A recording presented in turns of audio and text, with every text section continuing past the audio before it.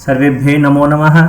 सर्वेषां षष्ठीकक्षायाः छात्राणाम् अस्मिन् संस्कृतशिक्षणे स्वागतम्। छात्राः, अद्य वयं रुचिरा इति संस्कृतपाठ्यपुस्तकस्य षष्ठं पाठं पठामः। अद्य अस्माकं पाठस्य नाम अस्ति समुद्रतटः।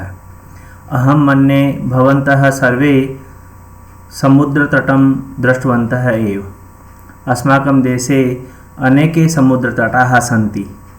तेषु समुद्रतटेषु मुम्बै नगरस्य जुहू तटः, चेन्नई नगरस्य मेरिना तटः, पुरी नगरस्य पुरी तटः, विशाखापट्टनम तटः इत्यादयः प्रसिद्धाः सन्ति। समुद्रतटस्य जीवनं कथं भवति, तत्र जनाः किं किं कुर्वन्ति, अस्माकं देशे कः समुद्रतटः कस्मै प्रसिद्धः अस्ति इति वयम् अद्य अस्मिन् पाठे पठिष्यामः। तो चलिए प्रारंभ करते हैं हम हमारा पाठ। सबसे पहले तो हमारे देश के जो प्रसिद्ध समुद्र तट हैं, एक बार उन समुद्र तटों का मैं आपको भ्रमण करवाता हूँ। भारतस्य प्रमुखाः समुद्रतटाः। भवन्तः चित्रं दृष्ट्वा वदन्तु अयं कः तटः अस्ति। कः तटः अस्ति? आम्, पुरी तटः। अयं कः तटः अस्ति? सत्यं, विशाखापट्टनम तटः। अयं आम्, कन्याकुमारी तटः। पश्यन्तु कः तटः अस्ति? मेरिना तटः। आम्, सर्वप्रसिद्धं जुहू तटः, गोवा तटः, कोच्चि तटः। छात्राः, वयम् अद्य अस्मिन् पाठे एतेषां सर्वेषां समुद्रतटानां विषये पठामः। अधुना वयं पाठम् आरभामहे। एषः समुद्रतटः, अत्र जनाः पर्यटनाय आगच्छन्ति। केचन तरङ्गैः क्रीडन्ति, केचन च नौकाभिः जलविहारं कुर्वन्ति। तेषु केचन कन्दुकेन क्रीडन्ति। बालिकाः बालकाः च बालुकाभिः बालुकागृहं रचयन्ति। मध्ये मध्ये तरङ्गाः बालुकागृहं प्रवाहयन्ति। एषा क्रीडा प्रचलति एव। समुद्रतटाः न केवलं पर्यटनस्थानानि, अत्र मत्स्यजीविनः अपि स्वजीविकां चालयन्ति। सबसे पहले जो कठिन शब्द इसमें आए हैं उनका अर्थ समझिए। पर्यटनाय अर्थात घूमने के लिए, तरंगहि लहरों के साथ, केचन अर्थात कुछ, प्रवाहयन्ति बहाकर ले जाती हैं, मत्स्यजीविनः अर्थात मछुआरे। अधुना अस्य अर्थं पश्यन्तु। एषः समुद्रतटः, यह समुद्र तट है। अभी हमने इससे पहले वाले पेज पर बहुत सारे समुद्र तट देखे हैं, उनमें से कोई से भी समुद्र तट के लिए कहा है, यह समुद्र तट है। अत्र जनाः पर्यटनाय आगच्छन्ति, यहाँ लोग घूमने के लिए आते हैं। केचन तरङ्गैः क्रीडन्ति, कुछ लोग लहरों के साथ खेलते हैं। केचन च नौकाभिः जलविहारं कुर्वन्ति, और कुछ नाव से जल विहार करते हैं। जल विहार अर्थात पानी में घूमते हैं, समुद्र के अंदर विहार करते हैं। तेषु केचन कन्दुकेन क्रीडन्ति, उन लोगों में से कुछ लोग बॉल से खेलते हैं। कन्दुकेन अर्थात बॉल से। बालिकाः बालकाः च बालुकाभिः बालुकागृहं रचयन्ति। बालिकाएं और बालक बालू रेत से, बालुकाभिः का अर्थ होता है बालू रेत, जो समुद्र के किनारे जो रेत होती है, जो मिट्टी होती है, उसको बालू रेत बोलते हैं। तो बालिकाएं और बालक बालू रेत से बालुकागृहं रचयन्ति, बालू रेत के घर बनाते हैं। मध्ये मध्ये तरंगाः बालुकागृहं प्रवाहयन्ति, बीच बीच में जो लहरें हैं वो आती हैं और उस बालू के घर को बहा कर ले जाती हैं।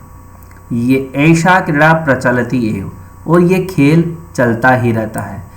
खेल चलता ही रहता है अर्थात बच्चे घर बनाते हैं बालू रेत का, लहरें आती है बहा कर ले जाती है, ये चलता ही रहता है। समुद्र तटाः न केवलं पर्यटन स्थानानि अत्र मत्स्य जीविनः अपि स्वजीविकां चालयन्ति। देखिए यहाँ पर बताया है कि समुद्र तट जो होते हैं वो केवल घूमने के स्थान ही नहीं होते हैं।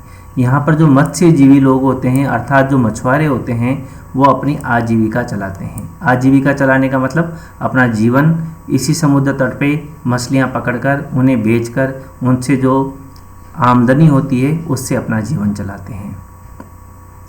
अधुना अत्र केचन प्रश्नाः अपि सन्ति। भवन्तः सर्वे एतेषां प्रश्नानाम् उत्तराणि दास्यन्ति, प्रयासं करिष्यन्ति। पर्यटनाय के आगच्छन्ति? पर्यटनाय के आगच्छन्ति? जनाः। बालुका गृहं के रचयन्ति? कौन बालुका घर बनाते हैं? बालकाः बालिकाः च। बालुका गृहं कः प्रवाहयन्ति? कः अर्थात कौन? बालू के घर को कौन बहा कर ले जाती हैं? तरंगाः लहरें। प्रचलति इति क्रियायाः कर्तृपदम किम? यहाँ पर प्रचलति एक क्रिया ये है, ये खेल चलता ही रहता है। तो यहाँ पर ये प्रचलति क्रिया है, इसका कर्ता कौन है? इसका कर्ता है क्रीड़ा। इस क्रिया का कर्ता है क्रीड़ा। चलता ही रहता है। क्या चलता ही रहता है? ये क्रीड़ा, ये खेल चलता ही रहता है। पुनरेकवारम अर्थम पश्यन्तु। यह समुद्र तट है, यहाँ लोग घूमने के लिए आते हैं, कुछ लहरों के साथ खेलते हैं और कुछ नावों से जल में भ्रमण करते हैं। उनमें से कुछ गेंद से खेलते हैं। बालिकाएं और बालक बालू रेत से बालू का घर बनाते हैं। बीच बीच में लहरें बालू के घर को बहा कर ले जाती हैं। ये खेल चलता ही रहता है।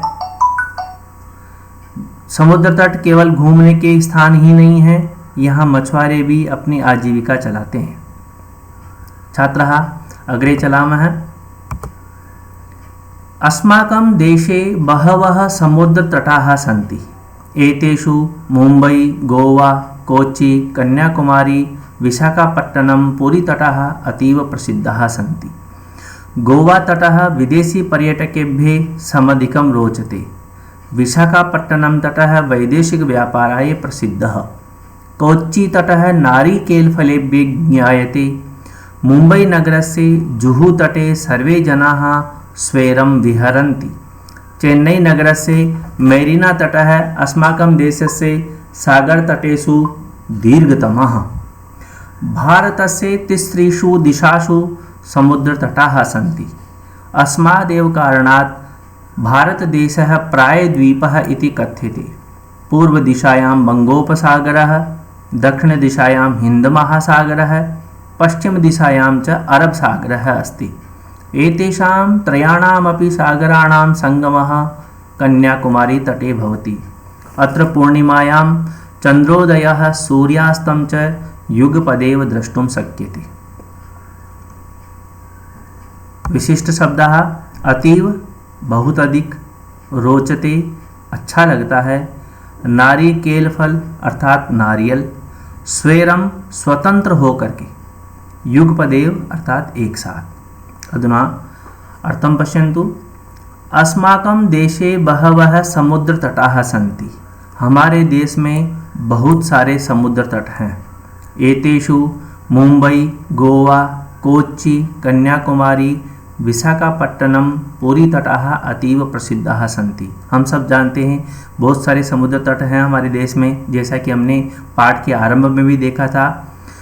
इनमें से मुंबई, गोवा, कोच्चि, कन्याकुमारी, विशाखापट्टनम और पुरी तट अतीव प्रसिद्ध हैं, बहुत अधिक प्रसिद्ध हैं। गोवा तटः विदेशी पर्यटकेभ्यः समधिकं रोचते। जो गोवा का तट है वो विदेशी पर्यटक जो होते हैं, घूमने जो लोग आते हैं, उनको सबसे ज़्यादा अच्छा लगता है। विशाखापट्टनम तट है वैदेशिक व्यापाराय प्रसिद्ध है। जो विशाखापट्टनम का जो समुद्र तट है वो विदेशी व्यापार के लिए प्रसिद्ध है। कोच्चि तट है नारिकेल फलेभ्यः ज्ञायते। और जो कोच्चि का समुद्र तट है जो कि केरल में है, वो नारियल के फलों के लिए यानी नारियल के पेड़ों के लिए और नारियल के फलों के लिए जाना जाता है।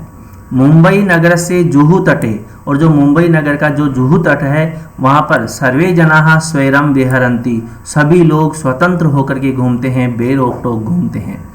चेन्नई नगर से मेरिना तट है देशस्य सागर तटेषु दीर्घतमः, जो चेन्नई नगर का जो मेरिना समुद्र तट है वो देश के जितने भी समुद्र तट हैं उन समुद्र तटों में सबसे बड़ा समुद्र तट है। भारतस्य तिसृषु दिशासु समुद्र तटाः सन्ति, भारत की 3 दिशाओं में समुद्र तट हैं। हम सब जानते हैं अस्मादेव कारणात् भारत देशः प्रायद्वीप इति कथ्यते, और 3 दिशाओं में समुद्र तट होने के कारण ही हमारा देश प्रायद्वीप कहलाता है। वास्तव में प्रायद्वीप उस स्थान को कहते हैं जिसके 3 दिशाओं में पानी होता है, जल होता है। तो हमारे देश में 3 दिशाओं में समुद्र तट होने के कारण हमारे देश को प्रायद्वीप कहते हैं। कौन कौन से समुद्र तट हैं? पूर्व दिशायाम बंगोपसागर है, अगर पूर्व दिशा की बात करें तो बंगोपसागर अर्थात बंगाल की खाड़ी। दक्षिण दिशायाम हिंद महासागर है, दक्षिण दिशा में हिंद महासागर। पश्चिम दिशायां च अरब सागरः अस्ति, और पश्चिम दिशा में अरब सागर है। एतेषां त्रयाणामपि सागराणां संगमः कन्याकुमारी तटे भवति। देखिए ये जो तीनों समुद्र तट हैं 3 दिशाओं में, इन तीनों का ही संगम होता है। संगम का मतलब ये तीनों एक जगह आकर के मिलते हैं, और वो स्थान है हमारा कन्याकुमारी जो कि तमिलनाडु में है। इसकी विशेषता क्या है? अत्र पूर्णिमायां चंद्रोदयः सूर्यास्तं च युगपदेव द्रष्टुम शक्यते, कि कन्याकुमारी समुद्र तट पर पूर्णिमा के दिन चंद्रोदय और सूर्यास्त हम एक साथ देख सकते हैं। युगपदेव का अर्थ होता है एक साथ। पूर्णिमा के दिन हम इस समुद्र तट पर यानी कन्याकुमारी तट पर चंद्रमा का उदय और सूर्य का अस्त होना, ये दोनों क्रियाएं एक साथ हम वहाँ पर देख सकते हैं। प्रश्नः विशाखापत्तनम तटः कस्मै प्रसिद्धः? वयमत्र पठितवन्तः विशाखापत्तनम तटः वैदेशिक व्यापाराय प्रसिद्धः, अतः अस्य उत्तरं भविष्यति वैदेशिक व्यापाराय। मेरिना तटः कस्मिन् नगरे अस्ति? मेरिना तटः अस्ति चेन्नई नगरे। पूर्व दिशायां कः सागरः? पूर्व दिशायां बंगोपसागरः अस्ति। सहैव अस्य पर्यायपदम किम अस्ति? सहैव का मतलब एक साथ। हमने अभी भी पढ़ा था सबसे अंतिम वाली जो पंक्ति में युगपदेव का अर्थ होता है एक साथ या सहैव। अर्थम पुनरेकवारं पश्यन्तु, हमारे देश में अनेक समुद्र तट हैं। इनमें से मुंबई, कोच्चि, कन्याकुमारी, विशाखापट्टनम, पुरी समुद्र तट बहुत प्रसिद्ध हैं। गोवा तट विदेशी पर्यटकों को विशेष अच्छा लगता है। विशाखापत्तनम तट विदेशी व्यापार के लिए प्रसिद्ध है। कोच्चि का तट नारियल के लिए जाना जाता है। मुंबई के जुहू तट पर सभी लोग स्वतंत्र होकर घूमते हैं। चेन्नई का मेरिना तट देश के सागर तटों में सबसे बड़ा है। भारत की 3 दिशाओं में समुद्र तट हैं, इसी कारण भारत देश प्रायद्वीप कहा जाता है। पूर्व दिशा में बंगाल की खाड़ी, दक्षिण दिशा में हिंद महासागर और पश्चिम दिशा में अरब सागर हैं। इन तीनों सागरों का संगम कन्याकुमारी तट पर होता है। यहाँ पूर्णिमा के दिन चंद्रोदय और सूर्यास्त एक साथ देखा जा सकता है। विद्यार्थिनः एवं प्रकारेण अस्माकं अयं पाठः समाप्तः। पाठस्य अर्थं वयं ज्ञातवन्तः। आगामी भागे वयम् अस्य पाठस्य अभ्यासकार्यम् आदाय पुनः उपस्थितः भविष्यामः। तावत् शुभं मंगलम। धन्यवादः।